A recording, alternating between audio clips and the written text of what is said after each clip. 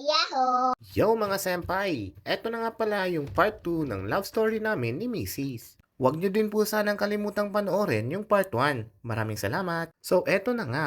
After po naming makagraduate sa language school ni Mrs., luckily nakahanap agad kami ng employer pareho. At mas napaganda pa nga dahil magkalapit lang yung lugar na pinagtatrabahuan namin. At dahil dun, napagdesisyon na namin tumira na lamang sa iisang bahay para mas makatipid. Pero ang totoo niyan, ayaw lang talaga ni Mrs. na malayo ako sa kanya dahil baka daw magdala ako ng ibang babae.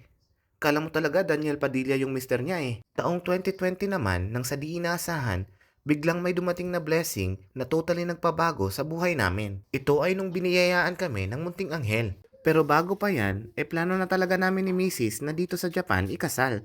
Napabilis nga lang. Sa City Hall nga pala kami ikinasal mga senpai. Sobrang dali lang. Wala nang seremonyas. Pipirmahan nyo lang pareho yung form, tapos legal na kayong kasal. Ganun kadali. Pero hindi pa dyan nagtatapos ang gulatan. 3 months after mga anak ni Mrs., huling postpartum check-up na niya sana kasi nga CS siya nung biglang sumulpot naman si Bunso sa ultrasound. Nagulantang ang doktor pati mga nurse sa bilis ng mga pangyayari. Kayo ba naman magmahal ng lubusan? Tingnan natin kung hindi madagdagan.